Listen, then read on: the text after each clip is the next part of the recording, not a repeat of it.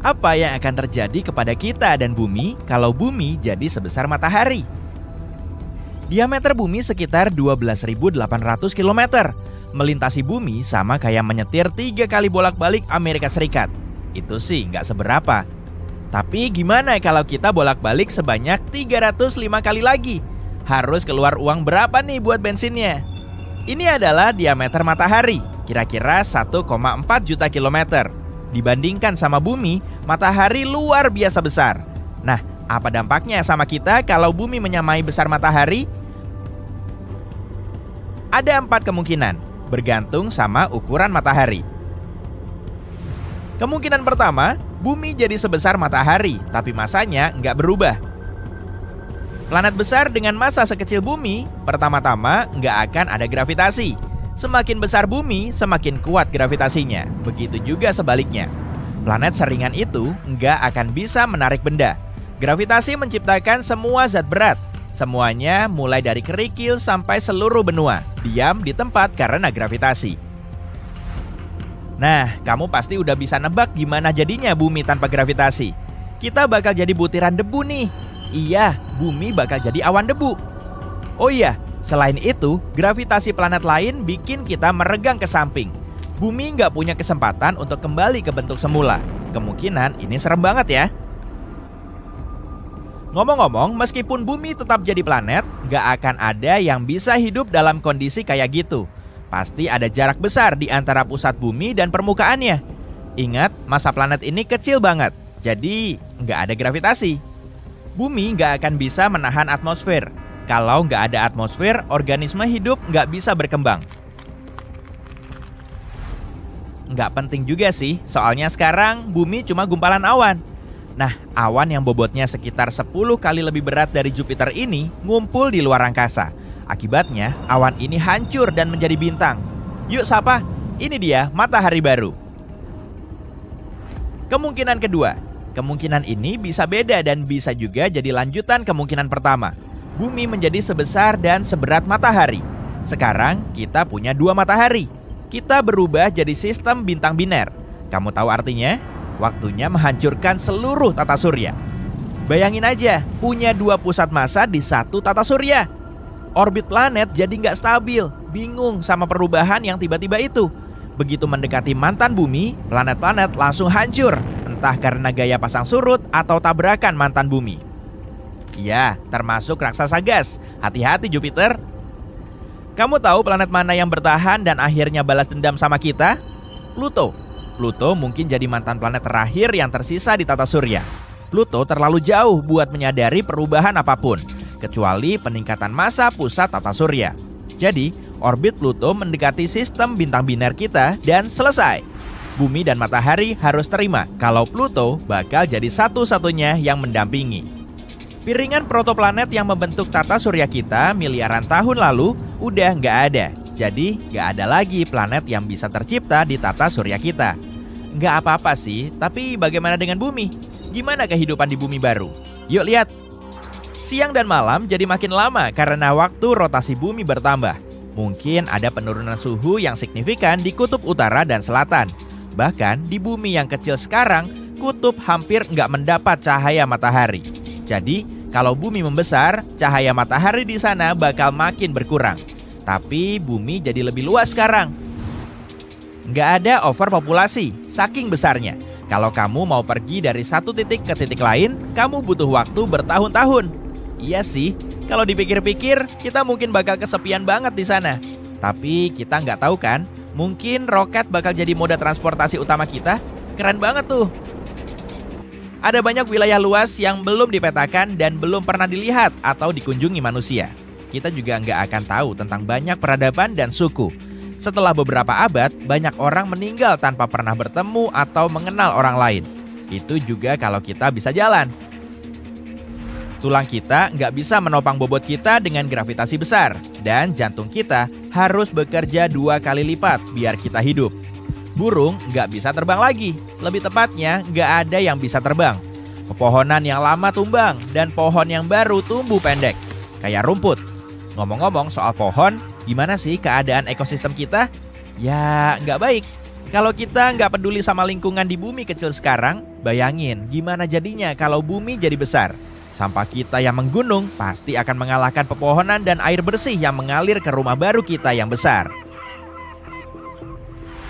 Ukuran mesin dan robot harus besar untuk mengerjakan hal kecil kayak sekarang. Karena pertanian biasa aja sekarang seukuran negara bagian di Amerika Serikat. Bumi juga bakal jauh lebih gelap. Sekarang ukuran bumi kecil banget. Bayangkan gimana jadinya waktu planet kita jadi seukuran matahari. Berkurangnya cahaya matahari berarti kita butuh matahari buatan.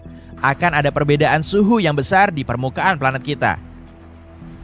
Kalau kamu kaget, mungkin kamu nggak tahu sebesar apa ukuran matahari. Ukurannya hampir 110 kali lebih besar daripada ukuran bumi. Khatulistiwa bumi baru kita bakal setara dengan 35 khatulistiwa bumi sekarang. Oh iya, kamu ingat Pluto? Pluto akan jadi satu-satunya satelit kita sekarang. Bulan mungkin udah lama menabrak bumi baru dan menyebabkan kepunahan makhluk di bumi. Kalau gitu, seluruh air menguap dari bumi. Intinya, ada ribuan kemungkinan buruk, tapi yuk lanjut dan fokus sama hal baik. Kemungkinan ketiga, sama aja, tapi kepadatan bumi nggak berubah. Nah, ini menarik. Sekarang kita bukan lagi planet, tapi bintang. Faktanya, ukuran kita jadi lebih besar daripada matahari. Planet kita punya 3,9 massa matahari karena harus menyeimbangkan kepadatan bumi yang rendah. Intinya, keadaannya akan sama seperti kemungkinan kedua, tapi dengan akibat jangka panjang yang lebih menarik. Karena ukuran bumi jadi 4 kali ukuran matahari, umurnya akan lebih pendek. Lalu, bumi akan berevolusi. Bergantung pada masa intinya, bumi bisa menjadi supernova atau lapisan luarnya akan lepas untuk membentuk nebula planeter. Kalau bumi jadi supernova, matahari yang dekat banget sama kita akan meledak. Dan sekarang cuma ada mantan bumi kita, bola kesepian dengan diameter sekecil 19 km. Kita adalah bintang neutron yang tersusun dari materi neutron yang terdegenerasi.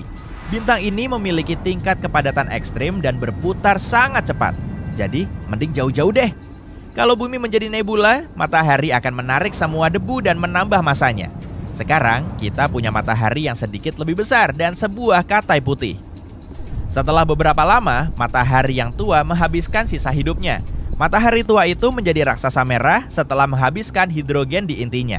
Matahari mulai membesar dan meninggalkan materinya yang kebanyakan merupakan hidrogen di katai putih kita. Saat materi itu mencapai suhu dan tekanan tinggi, terjadilah fusi nuklir. Kita menjadi nova. Asik, kita jadi bintang lagi. Sendirian, tapi tetap bintang. Lalu, apa yang terjadi selanjutnya? Bintang adalah pertarungan gaya yang berlawanan. Salah satunya adalah gravitasi yang mencoba segala cara untuk memadatkan timah menjadi bola sekecil mungkin. Gaya kedua adalah tumpukan bahan bakar di inti bintang itu. Saat terbakar, bahan bakar itu membentuk energi besar dan suhu yang super panas. Selama gaya ini seimbang, bintang itu akan hidup. Tapi kalau bahan bakar bintang habis, bintang itu akan menjadi dingin. Tekanan di dalamnya bakal ngedrop. Artinya, gravitasi menang. Gravitasi akan meremas bintang sekuat tenaga. Akibatnya, bintang akan meledak. Dalam 15 detik, kamu akan melihat cahaya paling terang dalam hidup kamu. Dan mantan bumi kita menjadi supernova, meninggalkan nebula yang luar biasa. Tapi tenang aja, planet batuan nggak mungkin jadi seukuran matahari. Cuma bintang lain yang bisa sebesar itu. Tapi tunggu, kenapa bumi kecil banget sementara planet lain besar? Apa planet terus tumbuh atau pasti berhenti? Semakin besar massa, semakin besar tekanan. Saat planet membesar, tekanan gravitasi bertambah. Planet berhenti tumbuh waktu masanya mencapai sekitar 1,7 kali massa Jupiter atau 540 kali massa bumi. Setelah itu, kalau masanya bertambah lagi, planet itu akan mengecil karena tekanan makin besar. Jadi, eksperimen pikiran kita bisa dibilang mustahil. Jujur aja, untuk ukuran bintang, matahari kita sebenarnya cukup membosankan. Ya, memang gak ada yang istimewa. Ada jutaan bintang katai kuning serupa di alam semesta. Walau begitu, kita tetap mencintainya. Bagaimanapun, matahari adalah satu-satunya bintang yang kita miliki dan memberi kita kehidupan.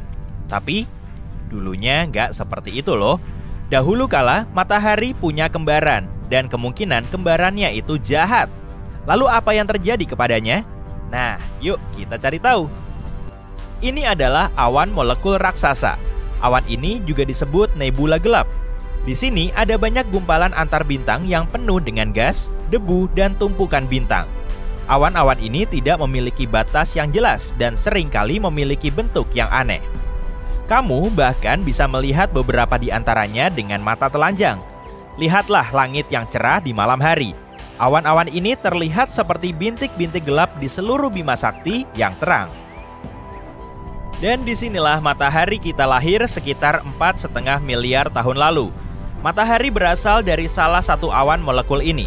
Miliaran tahun lalu, gelombang-gelombang energi melintas di sini. Gelombang-gelombang itu mengumpulkan semua materi dan menekan gumpalan-gumpalan itu menjadi inti yang padat. Saat itulah protobintang lahir. Protobintang muda ini merupakan bola hidrogen dan helium yang hangat. Lalu, jutaan tahun kemudian, suhu dan tekanan di dalam bola ini meningkat. Sebagai hasilnya, sebuah bintang lahir. Dialah matahari. Tapi tidak semua yang ada di dalam awan molekul itu berubah menjadi matahari. Materi yang tersisa mulai berputar mengelilingi bintang baru itu. Dan seperti dugaanmu, materi-materi itu perlahan berubah menjadi planet-planet, termasuk bumi kita. Begitulah tata surya kita terbentuk. Tapi, bisa jadi ini bukan keseluruhan ceritanya. Dan bahwa di saat yang sama, berbarengan dengan lahirnya bintang kita, lahir pula bintang lain. Inilah kembaran matahari yang hilang. Terbentuk dari bahan yang sama dan dalam kondisi yang sama. Tapi kenapa kita berpikir kalau bintang itu ada? Baru-baru ini para ilmuwan meluncurkan beberapa model statistik untuk mencari tahu lebih banyak tentang kelahiran bintang. Model-model ini menunjukkan bahwa banyak bintang muncul tidak sendirian, melainkan berkelompok. Atau setidaknya dengan satu saudara. Setelah meneliti lebih lanjut, para ilmuwan mengonfirmasi bahwa memang benar, sebagian besar bintang yang terbentuk di dalam awan molekul terlahir bersama bintang lainnya. Kadang, bintang-bintang itu tetap bersama. Sebagai contoh, sebuah bintang kecil akan mengitari bintang yang lebih besar. Mereka bahkan bisa membentuk sistem bintang ganda, triple, dan sistem bintang lainnya. Dan terkadang, jalur mereka bisa terpisah selamanya. Hal ini mungkin juga terjadi pada matahari. Bisa saja matahari punya saudara. Mungkin juga tidak hanya satu, tapi sekelompok saudara-saudara kecil. Serta satu saudara kembar yang lebih besar dengan massa dan karakteristik lain yang sama. Tapi, kalau memang demikian, lalu di mana kembaran yang hilang itu? Nah, kami punya satu hipotesis. Dan menurut hipotesis itu, kembaran ini mungkin tidak sebaik yang terlihat. Pada tahun 1980-an, para ilmuwan mulai menyadari adanya pola tertentu dalam sejarah bumi. Kira-kira setiap kurang lebih 27 juta tahun, kepunahan besar-besaran terjadi di planet kita. Cukup aneh bukan? Setiap 27 juta tahun dalam sejarah bumi, terjadi suatu bencana yang mengubah biosfer bumi selamanya. Seolah sesuatu yang terjadi secara bersiklus dan terjadwal menjadi penyebabnya. Kemudian seorang astronom bernama Richard Muller berpendapat bahwa mungkin ada sesuatu yang menyebabkan kejadian-kejadian ini, yaitu sebuah benda langit tertentu. Menurutnya, benda tersebut bisa jadi sebuah bintang katai yang tidak bisa kita lihat karena terlalu redup. Letaknya sekitar 1,5 tahun cahaya dari kita. Bintang ini berotasi mengelilingi matahari dalam orbit yang sangat besar dan butuh waktu sekitar 27 juta tahun untuk menyelesaikan satu kali putaran. Dan ketika berada di titik terdekat dengan matahari, bintang ini mulai menimbulkan kekacauan. Ketika mendekati bumi, si pengacau ini mengubah lintasan komet-komet di awan Oort maupun di sabuk Kuiper. Akibatnya, semua komet ini mulai melesat ke arah kita, kemudian menabrak bumi dan menyebabkan kepunahan massal seperti yang terjadi pada dinosaurus. Bintang hipotetis ini diberi nama Nemesis. Nemesis adalah nama dewi pembalasan dari Yunani kuno. Tapi untuk apa ia membalas dendam kepada kita? Entahlah, mungkin ia tidak suka bahwa dahulu kala matahari mengambil hampir semua debu dan gas dari awan molekul. Matahari menjadi bintang yang cukup besar, tapi kembarannya tetap gelap dan kecil. Bahkan pada akhirnya, kembarannya terpaksa harus terbang ke tempat yang sangat jauh. Siapapun pasti kesal kalau mengalami hal seperti ini. Para ilmuwan sudah mengajukan berbagai hipotesis tentang apa sebenarnya Nemesis yang misterius itu. Mungkin ia katai coklat atau merah, sisa-sisa bintang yang telah kehabisan bahan bakar, atau mungkin ia sama sekali bukan bintang, melainkan planet yang lebih besar dari Jupiter. Apapun itu, keberadaannya tidak menyenangkan bagi kita. Tapi sayangnya, semua usaha kita untuk menemukan bintang itu gagal. Sampai saat ini, kita masih belum menemukan tanda-tanda keberadaan Nemesis. Studi terkini mempertanyakan teori kepunahan massal rutin. Jika kamu mempelajari lebih lanjut catatan fosil, kamu akan mendapati bahwa bencana-bencana ini terjadi secara acak, bukan berdasarkan jadwal yang teratur. Kini, para ilmuwan meragukan apakah Nemesis benar-benar ada. Mereka juga mengatakan bahwa bintang manapun yang bergerak di orbit yang sama akan sangat tidak stabil dan sangat tidak mungkin bisa bertahan selama itu. Tapi meskipun tidak ada bukti yang jelas, Nemesis menjadi cukup terkenal di internet. Banyak artikel dan berita yang masih menyebutnya dalam konteks yang berbeda. Mereka suka mengaitkan peristiwa dramatis apapun yang terjadi di dunia seperti jatuhnya asteroid, tsunami, dan sebagainya dengan bintang misterius ini. Jadi, sekarang semua ini mungkin tampak seperti legenda urban biasa, tapi jangan lupakan sesuatu yang penting. Sekalipun Nemesis itu sendiri tidak ada, bukan berarti matahari tidak memiliki kembaran. Pertama-tama, semua yang kita bicarakan di awal tadi masih relevan. Sebagian besar bintang tidak terlahir sendirian. Kemungkinan matahari memiliki saudara masih sangat tinggi. Kedua, mungkin ada bukti keberadaan kembaran yang hilang itu. Dan mungkin saja kembaran itu ada di suatu tempat di awan Oort. Awan Oort adalah awan besar di batas luar tata surya. Awan ini terdiri dari sekumpulan komet dan batuan dingin lainnya. Para ilmuwan meyakini bahwa awan ini menyimpan berbagai puing dan serpihan dari segala sesuatu yang tersisa setelah kelahiran tata surya. Awan ini bagaikan museum raksasa masa lalu kita. Jadi di awan Oort ini, para ilmuwan melihat sesuatu yang menarik. Pada dasarnya, wilayah ini tampaknya terlalu berat. Penampakan awan Oort tidak sesuai dengan model pembentukan tata surya yang ada saat ini. Awan ini terlalu berat karena ada sisa-sisa sesuatu di dalamnya. Jadi, dulunya ada sesuatu di tata surya yang belum kita ketahui. Tapi ketika para ilmuwan memasukkan kemungkinan matahari kedua dalam perhitungan mereka, semuanya cocok. Seperti kepingan puzzle yang tertinggal, kembaran matahari yang hilang itu sangat cocok dengan selisih berat dari awan Oort. Jadi begitulah, matahari hampir pasti memiliki kembaran. Tapi apa yang terjadi padanya? Dan di manakah keberadaannya sekarang? Sayangnya, bintang ini kemungkinan besar sudah berada sangat jauh. Mungkin saja setelah terlahir, matahari dan saudaranya, sebut saja matahari. Udara tiba-tiba jadi dingin. Suhu sekitar langsung ngedrop ke bawah 0 derajat Celcius. Tubuh seketika menggigil meski salju nggak terlihat turun. Embun beku muncul di tanah, rumput, dan pepohonan. Es segera mencair, memenuhi cekungan dan membentuk perairan. Orang-orang yang masih kedinginan mulai mendongakkan kepala ke angkasa. Mereka mau mastiin kalau ukuran matahari memang 2 kali lebih kecil dari biasanya. Sang surya jadi kelihatan mirip bintik kecil di kejauhan yang gak bisa menghangatkan bumi. Parahnya lagi, batuan besar dari langit terus melesat ke orang-orang yang ketakutan ini. Tabrakan dengan benda langit sebesar itu pasti akan merusak bumi. Oke, sekarang kita balik ke kenyataan ya. Bumi menempati posisi yang pas di tata surya kita. Jaraknya nggak terlalu dekat maupun terlalu jauh dari matahari, sehingga suhunya bisa ditoleransi dan nyaman bagi kita. Planet kedua dari matahari yaitu Venus. Para saintis sering menyebutnya sebagai kembaran jahat bumi karena suhunya sangat panas dan nggak memungkinkan adanya kehidupan. Di atmosfernya terdapat awan tebal yang menghasilkan hujan asam, dan gas rumah kaca membuat suhu di permukaan Venus semakin ngebul. Tapi meskipun Venus sedikit lebih ramah dari itu, kita tetap nggak akan bisa tinggal di situ karena jaraknya terlalu dekat dengan matahari. Kalaupun ada air yang berbentuk cair, pasti akan langsung menguap dan menutup kemungkinan adanya kehidupan. Sedangkan Mars yang posisinya setelah bumi agak terlalu jauh dari matahari, sehingga lebih dingin dan terpencil. Suhu di permukaannya nggak cukup hangat untuk membuat airnya tetap cair dalam waktu lama. Apalagi si planet merah nggak punya atmosfer.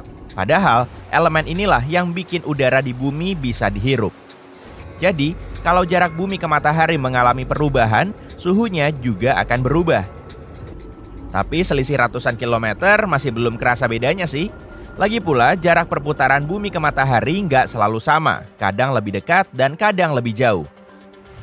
Agar efeknya bisa kerasa, jaraknya harus berubah jutaan kilometer. Kayak kejadian di awal video tadi, matahari akan kelihatan jauh lebih kecil dan jaraknya makin jauh. Suhunya mungkin nggak akan langsung turun karena masih ada cadangan panas. Tapi saat cuacanya makin dingin, laut akan diselimuti es dan permukaannya terus menyusut. Es akan memantulkan banyak panas matahari ke atmosfer dan luar angkasa, yang bikin bumi kita kurang hangat. Saat es bertambah banyak, uap air di udara jadi berkurang. Padahal uap air ini bisa menangkap panas dan membentuk awan. Akibatnya, hujan makin jarang mengguyur. Dengan udara dingin dan minimnya hujan, tumbuhan jadi gampang mati. Area beres dan tanah tandus terus meluas, menyisakan sedikit pinggiran sungai untuk sementara waktu. Setelah beberapa saat, sungai nggak akan mengalir karena membeku atau mengering. Danau dan laut juga ikut beku. Kehidupan di sekitarnya akan musnah. Setelah tumbuhan mati, makhluk hidup lain terkena imbasnya. Bumi kita akan berubah jadi gurun beku. Kamu masih ingat sama batu raksasa yang disebutin di awal video tadi kan? Itu adalah asteroid dari luar angkasa yang muncul karena pergeseran orbit bumi. Sebagai planet terbesar di tata surya, Jupiter bisa melindungi kita dari batuan luar angkasa. Masanya sangat besar, jadi kebanyakan asteroid dari luar angkasa bisa terperangkap oleh gravitasi Jupiter, lalu jatuh ke permukaannya. Di Jupiter nggak ada kehidupan, permukaannya berwujud gas. Jadi semua asteroid yang masuk ke situ akan hilang tanpa bekas. Tapi sebagian asteroid tetap bisa lolos dari Jupiter. Nah, kalau ini gilirannya Mars. Si planet merah akan menahan sabuk asteroid di antara Mars dan Jupiter. Massa kedua planet ini menghasilkan medan gravitasi yang mencegah asteroid terbang ke sembarang arah dan menabrak sembarang objek. Kalau nggak ada Mars di antara bumi dan sabuk asteroid, kita akan lebih sering dihujani meteor daripada hujan biasa. Semisal posisi bumi berada di Mars, maka planet kita akan menjauh ratusan juta kilometer dari matahari. Massa bumi kurang lebih sama dengan Mars, jadi sabuk asteroid nggak akan bergeser. Tapi suhu di dalamnya akan ngedrop dan memicu kepunahan. Kalau bumi kita bergeser tapi Marsnya tetap di tempat, bisa dipastikan akan terjadi bencana. Kedua planet gak akan bisa mengorbit matahari pada kecepatan yang sama karena masanya nggak sama. Bumi dan Mars juga akan bertabrakan. Kalau dilihat-lihat dari kecepatannya, kedua planet ini akan hancur dan mungkin akan menghasilkan sabuk asteroid baru di tata surya kita. Kalau bumi mendekati matahari, kita nggak akan bisa apa-apa lagi. Selain besar, matahari juga panas dan nggak bersahabat. Panasnya akan melelehkan gletser di bumi dan menaikkan permukaan air laut secara drastis. Air akan langsung membanjiri sebagian besar benua dan daratan semakin menyusut. Artinya, penyerapan panas terus bertambah sehingga menyebabkan kenaikan suhu. Perairan luas juga cepat menguap, lalu melepaskan banyak uap air dan karbon dioksida ke atmosfer. Karbon dioksida adalah gas rumah kaca yang menyerap panas dan uap air. Kedua zat ini akan menjebak lebih banyak panas matahari dan membentuk awan tebal. Kondisinya mirip banget kayak di Venus, tapi tanpa asam. Lapisan awan tebal ini juga bikin planet kita semakin panas. Pada akhirnya, seluruh permukaan bumi akan terus memanas, hingga kebanyakan makhluk hidup nggak mampu bertahan. Hanya segelintir makhluk hidup tahan banting yang bisa bertahan di suhu setinggi itu. Misalnya, hewan gurun. Hujan tetap akan turun sih, tapi nggak bikin suhunya dingin. Tumbuhan akan sulit beradaptasi di lingkungan baru yang bersuhu panas. Tumbuhan di daerah dingin akan cepat layu, kemudian mati, Dan akhirnya, tumbuhan yang hidup di daerah beriklim sedang sampai tropis juga ikut mati. Bumi akan berubah jadi bola batu yang tandus lagi, tapi kali ini oleh panas. Jarak bumi ke matahari, kemiringannya, kecepatan rotasinya, orbitnya terhadap matahari, dan bahkan kehadiran bulan sebagai satelit alaminya sangat penting bagi kehidupan di bumi. Kalau bumi nggak sedikit miring ke matahari, Khatulistiwa bakal panas banget dan kedua kutubnya bakal dingin banget. Musim juga nggak akan berganti. Yang ada cuma musim panas dan musim dingin berkepanjangan. Planet kita mendapat panas secara merata dari segala sisi dengan kemiringan dan rotasinya sekarang. Jadi mirip kayak barbeque yang lagi dipanggang. Saat salah satu sisinya menghadap matahari, sisi lainnya gelap dan dingin. Kalau nggak ada perbedaan siang dan malam, kita mungkin cuma bisa menempati beberapa area dengan senja berkepanjangan. Bayangin aja, hidup tanpa matahari terbit dan terbenam pasti bakal suram banget. Bumi sudah bikin kita nyaman dengan kondisi normalnya, iya kan?